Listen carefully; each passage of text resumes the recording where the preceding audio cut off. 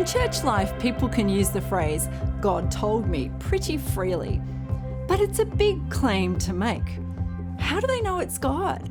God told me where to park my car or what to wear today. But then there's the more serious claims, like the leader of Boko Haram, who said that God told him to kidnap those 250 girls in Nigeria. Or the ex-pastor in the US who said God told him to murder an abortion doctor. How do we know it's God? In the Bible, we see all the Bible characters talking about hearing God's voice, and they seem to know that it was God. Think about one of the very famous stories you may have heard at Christmas time, for example. It's told in Matthew chapter 2. God speaks to Joseph in a dream and tells him that King Herod is out to murder baby Jesus. Then afterwards, he woke up next morning, packed up the house, and off they went to Egypt, just like that. I wonder how it really happened.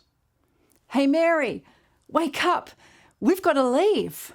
We've got to go to Egypt. What? What are you talking about, Joseph? It's the middle of the night. God spoke to me in a dream.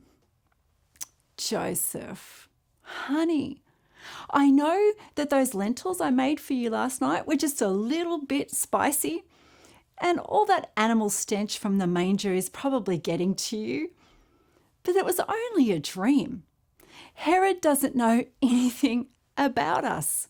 We're safe here. Don't worry about it. Go back to sleep. Is that what happened?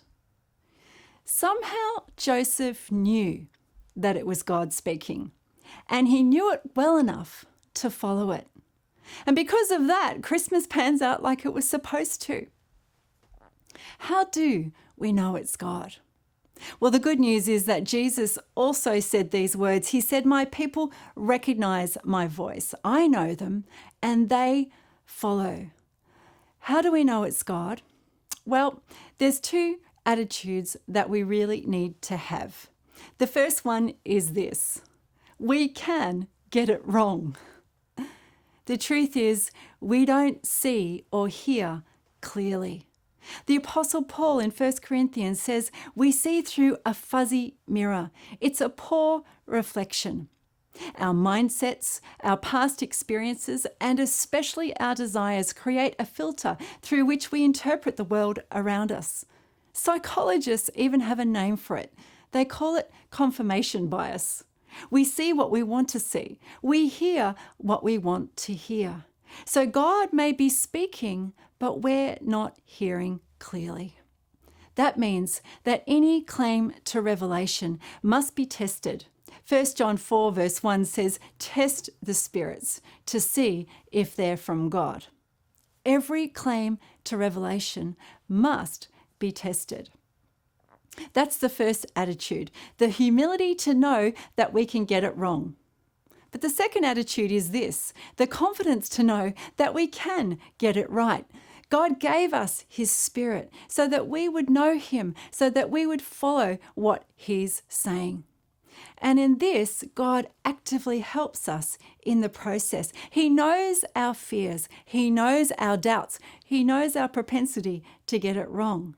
In fact, in the book of Deuteronomy, he says to his people, "You may say to yourselves, how can we know if a message is from God?" That's why he's given us a number of tests that we can apply to any experience that we can have. We just need to be able to test what we hear, to have the humility to say, I could be wrong, and that if it's from God, it will stand. The reason why God helps us to hear him is because he wants us to follow. God wants us to hear his voice even more than we do. He calls us to do what he says, and he's going to help us to get it right.